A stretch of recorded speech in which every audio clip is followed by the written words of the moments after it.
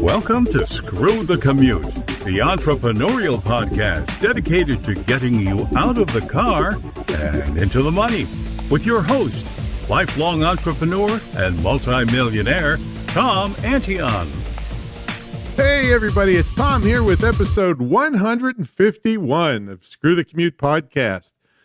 Today's episode is for-profit schools, and this is the things you need to think about and the requirements of starting a licensed for-profit school. And I'll only be talking about what it takes to get started. And in the future episode, I'll talk about running the school, such a school. Owning and founding one of these schools can really set you apart from your competitors. Now, hope you didn't miss episode 150. That's Jeff Hawkins. This guy is saving lives by the hundreds with diabetes reversal clinics all over the country. That's episode 150. Now, of course, you should get your big freebie to thank you for listening to the podcast. It's my $27 ebook, How to Automate Your Business. And just one of the tips in this ebook has saved me over 7.5 million keystrokes. And I've got another little surprise over there for you at screwthecommute.com/automate free. Screwthecommute.com/automate free. Make sure you get our podcast app. It's in the iTunes store. You can also get it at screwthecommute.com. You've heard that before, right? /app, A-P-P. And we've got complete instructions to show you how to use all the fancy features so you can take us with you on the road. And please visit the iTunes store and visit iTunes and leave us a review and a rating. It really helps the show out. Thank you so much in advance. Also, if you know anybody, and you probably do, that's always talked about starting their own business, tell them about the show. Get them to subscribe. It'll be one of the best things. They will thank you for it, I guarantee you. So help me out there. All right, our sponsor today is my school, the Internet Marketing Training Center of Virginia. And even though it's in Virginia, it's a distance learning school, so you can study from anywhere you can get an internet connection. It's the only licensed dedicated school of its kind in the country where you learn the nuts and bolts of either having your own online business, working for others running theirs, or both. That's imtcva.org. All right, let's get to the main event. How to start a profitable adult or child education facility. All right, let's get into the topic. I've got a lot of stuff I want to tell you about. When I started my school, the Internet Marketing Training Center, I worked on it for about 3 years part-time. Now, my intention on this episode is to get you to the point where if you worked on it really hard, you could have a school open in about 6 months to a year for a fully certified by the state where you reside. Now, some of that depends on when they have their board meetings. So sometimes you're just sitting waiting to be approved. Now, for me, this has been a little bit of a frustration. I mean, dealing with bureaucracy is not my best suit. All right, I got to tell you, I'm a hard-hitting entrepreneur, make it happen, ready, shoot, aim kind of guy. All right, so I quite happily found a person, his name is Dr. Howard Haller, to help me. I call him Big Dog PhD. I mean, he's a guy that's got credentials out the wazoo in the education field, but what I really like about Doc Haller is that he also is an entrepreneur, and he understands the whole entrepreneurial side. So I call him kind of my interpreter, because without him, I'm not sure I would have got the license. Now, it's just, I want to get a straight answer, and I want to get things done, and things move too slowly in the bureaucracy world. But I finally got through all that, and also with the help of Dr. Haller's wife on the course development. So the red tape is the biggest frustration. So if you have a tolerance for that, you'll be all right. If you don't, then you need to find somebody like a Howard to help you. Now, the first thing you've got to do is pick a topic. Now, that doesn't mean that you have to know anything about the topic. Now, I figure most of you will want to do a school based around your expertise or hobbies or something like that, but you don't have to. You could simply be the owner of the school and have other people that are experts be your teachers and administrators. So you don't have to know anything about the topic. Now, one book that I recommend that's perfect for our topic today is Your Certifiable, the Alternative Career Guide to More Than 700 Certificate Programs, Trade Schools, and Job Opportunities. I'll read that again. Your Certifiable, the Alternative Career Guide to More Than 700 Certificate Programs, Trade Schools, and Job Opportunities. Of course, we'll have that in the show notes. That's by Lee and Joel Naftali. Now, this is an older book, but it's still available on Amazon, but you'd be amazed at the number of schools that are out there and in the topics that they cover. I mean, anything from horse massaging to standard degrees. And if you don't want to buy it, just use the look in function on Amazon. You check out the table of contents, and like I said, you'll be amazed at the kinds of schools people are running. So there are schools for everything out there. And the beauty of this is that this is a perfect time to be doing this because adult learning is booming. And there's a big backlash against traditional colleges and universities that I believe are ripping students and parents off. So this is the perfect time to be in a for-profit field and start a school. And you might also want to watch my webinar about this if you go to screwthecommute.com/webinars that shows all the things colleges and universities are doing to rip students off. Now, in the USA, there is a government agency that can help you pick a topic. It's called the Bureau of Labor Statistics. And when you go there, you want to look at the Occupational Outlook Handbook. Now, this is if you have a school where you're preparing people for jobs. This wouldn't be for the little children's ballet school. But if you have anything to do where you're training somebody where they can go out and get a job, that's what it's for. For my school, when I went there, I found out that what I teach probably won't get outsourced. Many of the things like programming and things of that nature are outsourced to other countries where the labor's so much cheaper. I used a lot of the information that I found in this Occupational Outlook Handbook in my actual school application, because one of the questions they ask you is, why do you think your school will succeed? Well, one of the things I took directly from the Bureau of Labor Statistics, and I had a whole bunch of stuff from there, but here's a quote from them. And remember, I'm teaching internet marketing skills. So here's the quote. This is from the Bureau of Labor Statistics Occupational Outlook Handbook. In order to compete successfully in the online world, firms employ marketing and sales workers to improve the presentation and features of websites and other web-related content. These workers are vital for the successful promotion and sales of the products and services offered by the industry.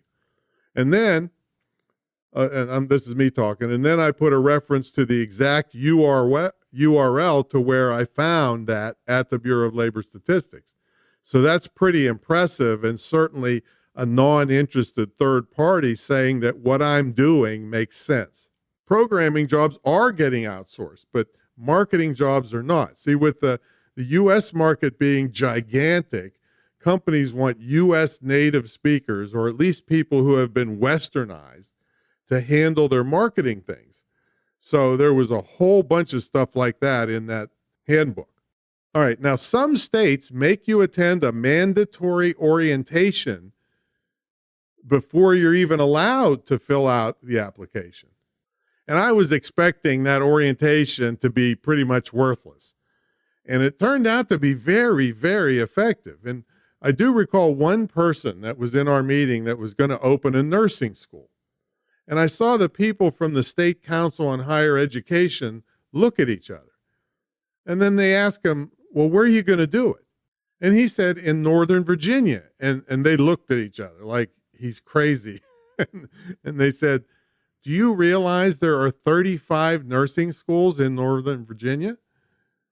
See, now something like that could easily discourage you, but they were trying to tell the guy, look, if you invest in all this stuff and you've got 35 competitors already in front of you, and many of them are probably hurting for students, how are you going to start a new school and compete?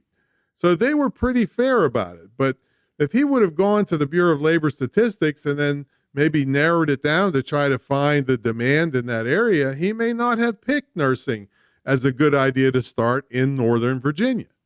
Maybe someplace else, but not Northern Virginia.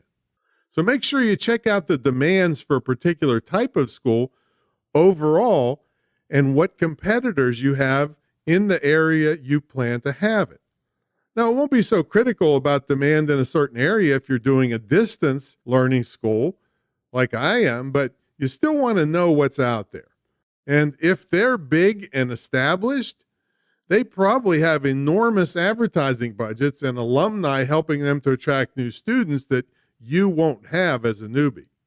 The next thing you have to decide if you want a certificate or a degree program. I only have experience preparing for a certificate program, and that has been a ton of work. I can't imagine how tough it would be for a degree school. So all I'm talking about is from my experience starting a certificate school. What's good is that a certificate school has less stringent requirements than degree granting institutions. With degrees becoming more and more worthless, I mean, having a school that teaches a career skill becomes more and more valuable. All right. Well, why do you need a license? Well, actually, in most states, it's illegal to have a school that's not licensed. The government wants to protect the public from these diploma mills, and they want to have some control that the quality of education people are purchasing is good. And remember, this isn't public school kind of stuff. People are paying money for this and or getting loans to buy this education. The government wants to have some control over it. Now, the inspector lady at this orientation said they weren't trying to be mercenary about this, but she said that she gives a school, an unlicensed school, plenty of a chance to go through the licensing process. And if they refuse to do it, she actually turns them over to the state attorney general's office. All right. So if you're operating a school and you haven't gone for your licensing, you better check your state, because as more and more of these diploma mills are in the news and getting shut down, they may target you. And I'd rather get the license legitimately than have to go through a state investigation. So I suggest getting it. Now, many people say, well, Tom, you've been teaching this stuff for ages without a license. Why go through the hassle? Well, I'm teaching on a consulting basis, and I'm not advertising to the public per se that I'm an operating school that gives them a certificate. The mentor program that I have is more of a consulting arrangement between me and people. They see me speak and sign up for it, but it's not advertised in the state of Virginia as a school. See, there's different terminology there. Now let's talk about accreditation. On this episode, I'm only talking about getting the first level, which is a state license. Accreditation allows you to get a regulated .edu domain name, and it's a higher level of validation that your school passed a higher level of standards than just being licensed. And the big thing, though, is that when you are accredited, you can get government-backed loans for your students. And that's a big thing here, because this way it's much easier for a student to get a loan if the government is guaranteeing it or giving it to them directly. So now that's a big reason you go for accreditation. And one thing you should know, though, is that they're cracking down on this and watching your institution very carefully on how many people went through your program, how many people got jobs in their field, and so forth, to decide how many loans your school can get. Because if you don't perform well and you're poorly preparing people for the workplace, I mean, if that's what you're doing, then they don't want the government to be stuck for the loans for all these people.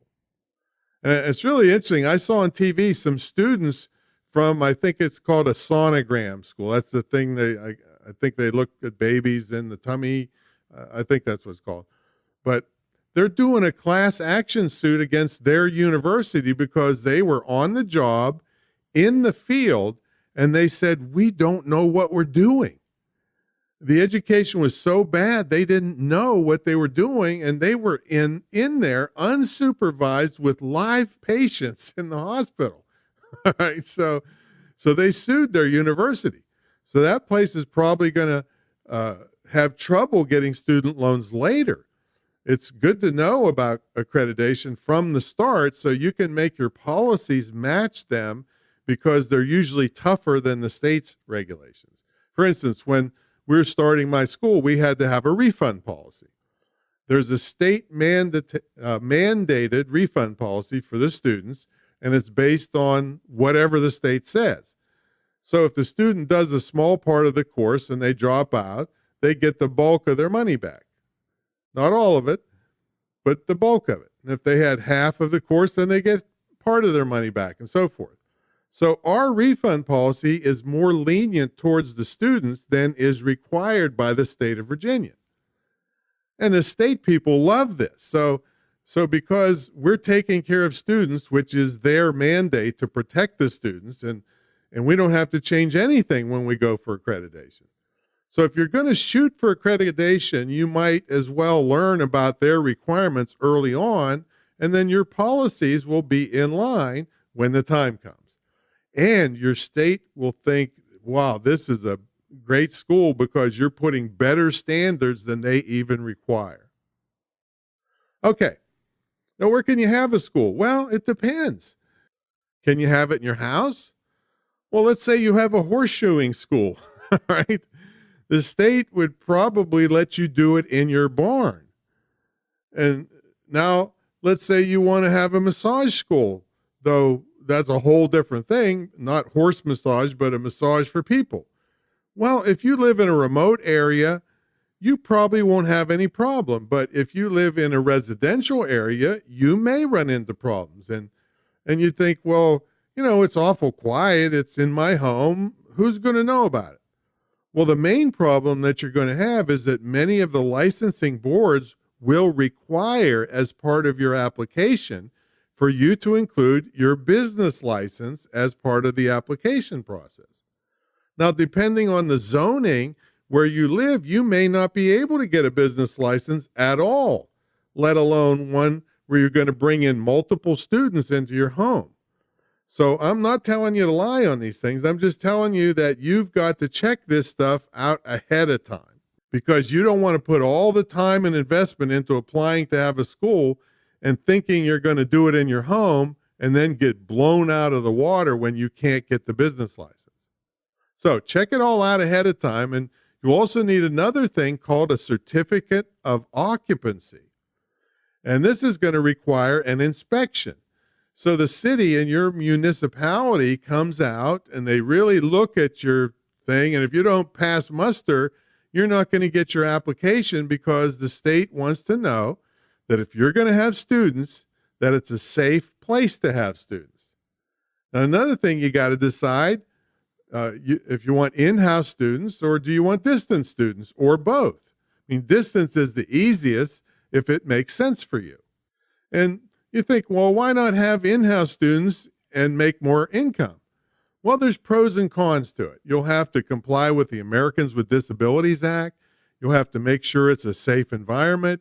You'll have to make sure you don't disturb the neighborhood or other businesses. You'll have to have teachers in there in person on a time schedule. So it's quite a bit different than running a distance-only operation. But let's say you want to have an archery school. Well, you'd never get the license if you lived in a residential area. I mean, you might get it if you were on 15 acres of land or if you were only going to have a classroom in your office and then a practicum at some archery range that you lease. I'm going to talk about leasing commercial places for schools, and I think it's going to be upcoming, let me look here, episode 166 in about a month. We'll have commercial leasing in there.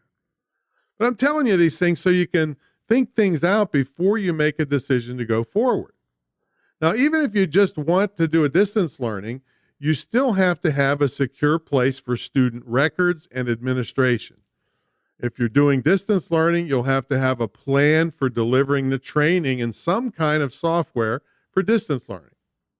Now, one thing they made very clear, I'm talking very clear at the orientation meeting, is that you can't advertise a year-long certificate program for the in-person people and then let the distance learning people finish it in like 2 weeks on their own. They made a big point that they weren't going to allow stuff like that because they want to make sure that the training is equal even though it's different. So even though the distance learning is allowed to go faster, you just can't advertise. I mean, you might have advertised it at your own pace, but you can't let it go too fast. Work against these diploma mills. That some of the big people that you've heard of, nationally known people who've got their PhDs through these fake universities. In fact, one of them got closed down recently in California. Several big name people, and I'm not going to name any names on this recording, but I guarantee you've heard their names, got fake PhDs from that place. So they're really worried about that. So they're not going to let you run somebody through in 2 weeks if it takes a year normally.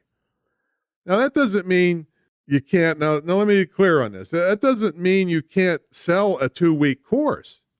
Not at all. But if you have an in-person course of 6 months, the online person can't finish it in a week. They're just not going to allow it.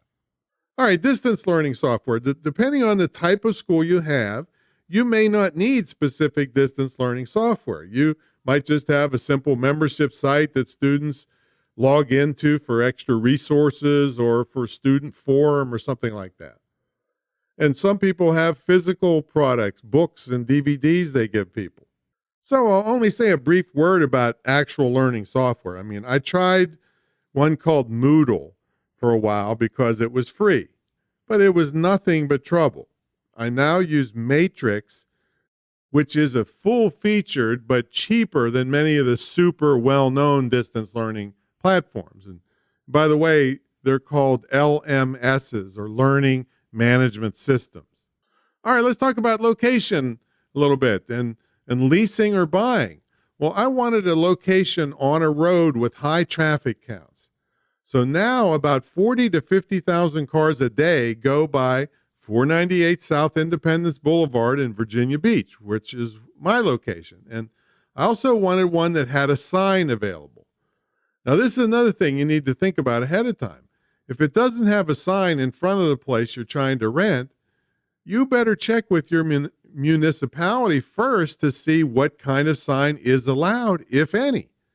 Sometimes you can't have any more signs that are already there, so you got to check this out ahead of time. I also wanted something that was easy access for major highways in case I had events at the school, which I have had my butt camps there quite a few times. I even had my brutal self-defense class there at the classroom. So, and those of you who don't know about butt camp, email me. I'll tell you what that is. It's the longest running internet marketing seminar left alive since 1997. Maybe sit 96, I'm not sure. So I wanted to make it easy access off of the interstates. And of course, if you're having students come in, you don't want it in a seedy area. So my school's in a very nice major thoroughfare. Now, I didn't want to buy a place. I wanted ease of getting in. I wanted to test the concept, and I wanted to rent to be fully tax deductible. I mean, it's much faster to be able to lease places and get them ready than it is to purchase and be stuck with them forever if it doesn't work out, or if you make a poor decision on location or something. I mean, you're stuck with it. So now you might want to be in the mainstream where there's lots of people around. But if all your training is indoors and doesn't present any problem in the neighborhood, this just gives you access to many more people, even if you just rent offices with no frontage on the street or no sign or anything. There just maybe way more people available to you if you're right in the mainstream. Now, if you're distance training only, it doesn't matter too much where you are, but you still have to impress the people that will do the site visit to your school. And yes, there is a site visit, even if you're a distance learning school, because you have to have admin and student records and a secure internet and all that stuff. Now, specialty training, like I mentioned this earlier, horse massage, obviously needs a place you can have a horse, right? So barns are most likely to be in less populated areas, but you still might want to have a sign out because even rural roads have traffic counts and people. It's a free way to let people know your school is there. Now, you might consider part-time leasing of your training area. Let's say a race car school may lease a local track once a month. Now, I know this has happened because that's how one of my first internet teachers died. They rented a racetrack in San Diego, and he tragically crashed at the site, so you don't want to have that on your head. A hunting school may lease a farm, or a shooting school may lease a gun range. A skateboard school may lease a local track. Now, think about this when a tennis school could partner with the city or provide programs for the city on a contract basis to use the courts. Now, I'm not guaranteeing that any of this is going to fly in your city because you get some snooty people on city council that don't want anything to do with for-profit enterprises. But I'm trying to give you ideas that you can pitch because it would be great for the community and because you make a few bucks on it. And hey, it's better than the court sitting empty all day. Now, I'm going to have a bunch of leasing tips for you, like I said, in a different episode, but I did a real extensive study on leasing commercial property when I started doing this. So just so I wouldn't get taken to the cleaners, some of these scumbag landlords out there. So I think that's going to be in episode 166, about a month. But let's say you buy. Well, I had someone email me and say there were 81 schools for sale. I can't remember if it said Detroit or Chicago or something like that. I don't remember. Then she was asking about getting grants to buy them. Well, I'm not a grant expert, so I can't tell you about that. But what I do know is that in many cases, these schools go for pennies on the dollar. Now, if you are one or know a good commercial real estate negotiator, you could most likely get all kinds of tax breaks and concessions if you took one of these schools over privately. I guarantee you the city, and I'm talking about a vacant school, I guarantee you the city or town it's in would just love to get the property producing tax revenue and no vandalism and not having to watch it turn into an eyesore. So 81 schools in just one city. Also the people selling these schools don't care too much what they get out of them. It wasn't their money that bought it in the first place. It was tax dollars. And they're not going to get a nickel out of what you pay for it. Maybe, I guess a broker might make a commission, but the city probably doesn't care as long as the tax rolls are padded and it doesn't turn into an eyesore that they have to deal with later. Now, here's a really good thing to check out. I went on eBay Real Estate just yesterday, and I typed in the word school in eBay Real Estate. Oh my God. There's a 90,000 square foot school for only $1 million. Listen to this, or best offer. All right. That's not even half the price of my house. It's 90,000 square feet. I saw another school in Oklahoma on eBay. Now listen to this. It was gorgeous, just like the one I just mentioned. And it wasn't as big, but it was for sale for $250,000. And it was an entire school complex. It was modern. It had a gymnasium, everything. I checked back a week later on eBay, and it was down to $199,000. They dropped it $51,000 in 1 week because nobody would buy it. $199,000, that's less than the average cost of a house in the United States. You could have this whole thing. Now, I certainly would work out concessions with the city because you don't want to pay $199,000 and then get $150,000 a year in taxes. All right. So anyway, they're basically giving the schools away, and you probably have way more room than you need, and you could sublease parts of it to help pay for it. Now, so check eBay every once in a while if you think you'd buy a school building in your community, put your city in, or if you don't mind moving into a different community, there's deals all over the country. All right, another thing is you might consider is to buy an operating school. Now, this can have significant upside to it for you because they've already been through all the red tape to get the initial license. Now, you still have to apply for any change of ownership, but they already got the way paved for you as long as they haven't had tons of violations and have inspectors all over. But, the inspectors might be happy for somebody to come in and do a good job and fix all the troubles. So a school being for sale doesn't necessarily mean that it's a losing proposition. It might be a seller who's just sick of doing it. It might be they're being threatened to be closed down for the state because they're not willing to run it properly. So it's possible you could just go in and take over an existing school. So here's some websites you could look for. Schoolsforsale.com. There's a one called Halliday's Education Group. We'll have that in the show notes. And loop.net. We'll have all those in the show notes for you. Now, for many of your schools, just simple office space is just going to be fine. If you're just teaching some skill that you don't need a crazy farm or a gun range or an archery range, you might just find simple office space. All right, let's talk a little bit about marketing your school. There are many directories you can advertise in. You might have to pay a little bit, but those directories have a lot of traffic, and you'll be searchable, and prospective students can find you there.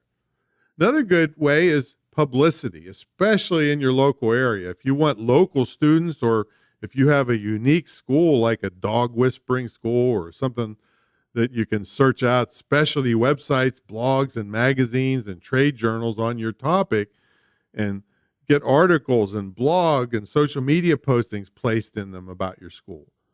The school uses many of the other marketing techniques I've talked about in past episodes, so just go back through my Monday trainings for tons of tips. All right, TV. If you're looking for local students, you might try cable TV infomercials. I mean, it's relatively cheap to run depending on the size of your market. Plus, the same infomercial can run on your website. And I don't think I'm going to advertise on radio. I may experiment with it, but doing talk shows would be great. But the only bad part is you got to do them over and over. And with podcasts now, you have a lot more plays to them over time. They last for a long time. So I'm using a lot of my podcast interviews to promote the school. Another thing that you can still do now, I'm not sure how long it's going to last, is you can promote your school in those career and employment papers, rags we call them. You see them on the way into the grocery stores all the time. Now, these are the little newspapers that have jobs in them for people. So those are places you want to check out their ad rates online. Now, I want you to start noticing anywhere you see other schools advertising. So a lot of those job places have online places that you can advertise too, because people looking for jobs still might be looking to improve their skills and get some new skills and a better career. And places like Facebook and YouTube and Instagram have millions and millions of people to advertise through. But you better learn what you're doing, because you can lose a lot of money fast. And if you can get it to where the ads are paying off, then you can scale it up to bring in a lot more students. And we have an affiliate program going, so you can have people so we can have people promoting our school, and they get paid a commission if somebody signs up. All right, local promotions. This is kind of cool. Here's just one idea, but I want you to think about this. Let's say somebody is sitting in a pizza shop eating pizza, and they see my flyer on the counter or on their table, and they decide to join my school. Well, that pizza shop is going to make a lot of money, maybe more than a week's worth of pizza profits.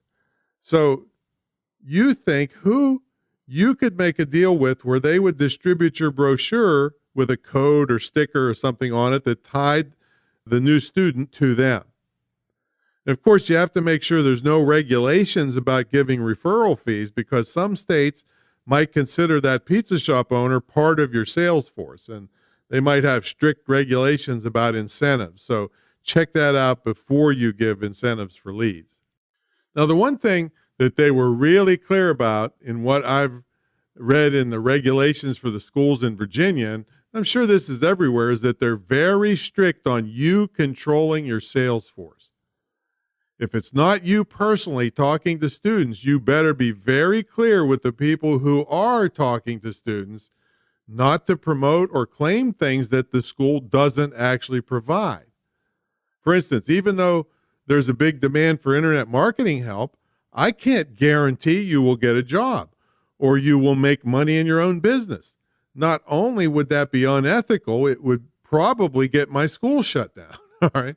So the state will not allow this kind of stuff. And in some cases, listen to this, you'd be liable criminally for allowing people to lie about what's going on to get people to sign up. So make sure you don't say anything that's not true. You don't let anybody selling your school say something that's not true. And everything should be written out carefully in the enrollment agreement. All right, so how do we apply? Now, here's stuff about the student application. These are the kinds of things that I had to go through in that orientation meeting to learn about. And there's so many things here that I just never dreamed of that would be needed to start a school. Now, the two really good things that Virginia does is they force you to go to this orientation because it really did answer a lot of questions that were on my mind. And they also give you samples of things that go into the student application. They even give you a disc and some of this stuff so you could just copy and paste into your proposed student application. All right, they want you to have a mission statement. The next thing they wanted was called a surety bond, or an irrevocable letter of credit. Now, this is to ensure that if you start a school and take a bunch of student tuitions and you go out of business, then there'll be money available to pay the student refunds. They're a real stickler on this. So you have to get a surety bond that's called, or an irrevocable letter of credit, which I found easier to get. But everything is red tape nowadays. I mean, that was 2 weeks of paperwork and crap just to get this letter of credit, and I even backed it up with cash to make it a slam dunk. So I'm warning you, there's all kinds of paperwork nowadays, but you got to do it. Next, they wanted an organization chart, including management and key personnel. They really want to know who's involved in this business. And don't let that scare you off that you got to have 50 people on it. I mean, some schools have one person on it that does everything. All right. And they want to know a thing called prior involvement, which means if you had anything to do with a school in your past, you have to get a notarized statement and tell them exactly your role and what happened. They want to know if the school went bankrupt or had a bad reputation and if you had any role in it. Because some of these diploma mills, as soon as they get shut down, they go and open up in another place under a different name. So now it would be criminal to lie about it. And next, and I don't believe this was required, but they kind of strongly hinted that you should have an advisory board. So I got Dr. Haller and I got another PhD friend of mine and that's in education, another guy with a master's degree, and they're on my advisory board, and they're not paid. I'm actually starting a separate advisory board for military, first responders, and law enforcement. I covered advisory boards, by the way, in episode 148. That was last Monday, so you might want to check that out. Now, they want to know also about teacher credibility. In my case, I showed them my John Wiley published book and told them how many consulting clients I've had and told them about me speaking on the topic in 12 countries around the world. Now, if you don't have a standard topic like accounting, where you would show them your accounting degree and experience, you need to document all the things you've done in the field so they are satisfied you will be a good teacher. You also need to do this for all your instructors. All right, back to the application. You have to show the objectives of your course, any expected training standards for your topic, and you can even tell them other schools that are teaching it, because they might want to compare your curriculum to something else before they give you the license. That's a little bit harder for my school for them to compare curriculum since no other school are teaching the topic. And when I say that, there are plenty of e-commerce classes at universities, but nobody is teaching the nuts and bolts like we do. Anyway, I gave them a copy, my book, and whatever I could so they could see that it's credible training. All right, you need to have a course outline, including the number of hours of lecture, lab, and workshop, hands-on training, or for whatever you're teaching. You also have to have sample ads. In our case, every advertisement, postcard, brochure, and school catalog, basically, every promotional piece has to have on it certified to operate by SHEV, the State Council on Higher Education, Virginia, which is my governing body. So you have to provide samples of this. I thought this is a pain for every promotion to have to be cleared by SHEV, but the orientation cleared that question up. No, you don't have to have every ad cleared. They just want to know you understand the concept of putting the certified stuff from SHEV on all your ads. You also have to do projected revenues and expenses for 3 years. And this is about as made up as you can get. I mean, I've been in business 40 some years and never did one of these, but I just kind of made up what I thought it would be. And as far as I know, nobody's questioning. I mean, being in business for a while, you get a feel for what's reasonable expenses and income. But I mean, really, they were total guesstimates. And you have to have a sample enrollment agreement. And that's what the student would sign when they join. All right, let's talk about fees. You have to pay a fee to submit the application. The fees in Virginia, when I applied, are $2,500 for non-degree granting schools and $6,000 for a degree granting school. I think we also had to pay a few extra fees for the day of the site visit expenses, but I really can't remember. And if I did, it wasn't that much. You must have a succession plan. In other words, what happens if something happens to you? Can the school keep running? You also need a disaster plan, like in case of earthquake or flood or terrorist attack or fire or something. They also want to know how you're going to survey the effectiveness and make your school better over time. And they also wanted a copy of the signed lease to prove that you have the location. And they want a sample catalog. Now, they give you a whole sample catalog on their website or on a CD, so a lot of it was just cut and paste. And check this out. I have to maintain a library, even though my school was presently distance learning only. I mean, even though a lot of your resources can be online, they still want to see a physical library. It's beyond me, if you were just doing distance learning, why you'd need an internal library. But they want one. They want to know about your classrooms. They want to know you have enough parking. They want to know the history and development of the school. They want to know all the programs of the school. And of course, this is in your school catalog. You have to put how to apply to your school and your admission policy. Like, do you need a GED or a high school education? Do you have to speak English? How old do you have to be? And things like that. At the orientation, it didn't appear to me that they cared too much about what certain policies were, but they cared a lot if you advertise a policy and then didn't adhere to it. So if you advertise that it takes a high school education and then you let somebody in that doesn't have one, you better have a darn good reason. And the fines are like $1,000 per violation, all right? Now, you can change the policy, but you must be practicing what you are advertising at the time. And they want to show this in the catalog. Now, do you have, in fact, I'm thinking I'm going to put my school catalog, the current version, in the show notes, or a link to it anyway. Now, do you give credit for previous schooling? They also want to know that. Do you have career and placement services? Do you have student housing assistance? The really big deal is retention of student records. Some records have to be kept forever, some for 5 years after the person leaves. And they made a real big deal in the regulations about you must have a third-party backup company for your records. That's not, third party is not part of your company. In other words, it has to be totally different place for backups. They want to know, what's the attendance requirements to pass? What's your grading system? Mine is pass-fail. What's the school calendar and holidays? Is financial assistance available?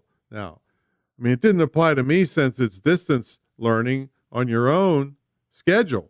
But if it did, I would have to make a definition of what tardiness is. There was even a section on what it takes or what you suggest the student needs to be successful. I had to have a section about the instructors and their accessibility outside of class time.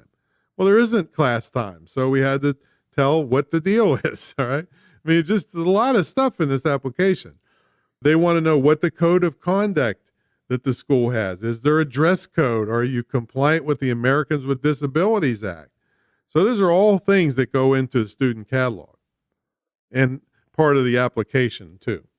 Now, assuming you complete your application and it's all acceptable, you aren't finished yet, not by a long shot. The governing body will schedule an on-site review of your operation. While they want to see your classroom and conference room, of course, the library I mentioned earlier. They check your records retention routine. They're going to check your secure internet, make sure nobody can break in. They want to meet the staff. They want to review the courses, both online and offline. So that's a physical inspection. See, they really want to make sure that you're the real deal. All right, let's talk about office furniture. We furnished this entire 3,200 square feet for really cheap, and I mean really cheap, but really nice stuff.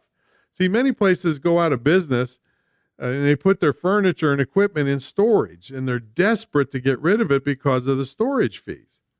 So we go to Craigslist. What I did is I made a big list of all the things I needed, and every day I would type those keywords into Craigslist. And I came up with all kinds of cheap stuff that was just gorgeous. I mean, when you see the school eventually, either we send you pictures or you see a video, or if you come to visit, it's just gorgeously furnished, and the stuff was pennies on the dollar.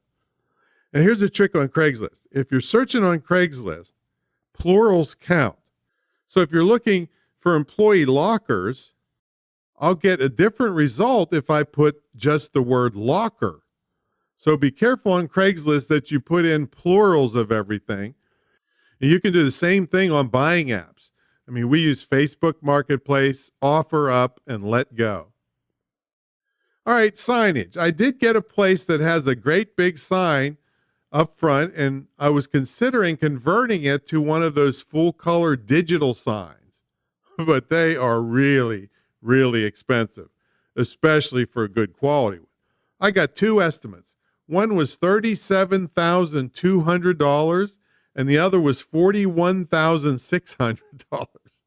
I told both of them to go in and jump in Mount Trashmore, the lake next door to me. It is called Mount Trashmore, by the way. No, I really didn't do that, but I could open 2 or 3 schools for that amount of money. So I don't think I should suggest you get one of those as your main priority. All right, now there's some books that have really helped me with this. One is called Rebel with a Cause. This is a guy who started the University of Phoenix, one of the biggest schools in the world. His name's John Sperling. Of course, all this will be in the show notes.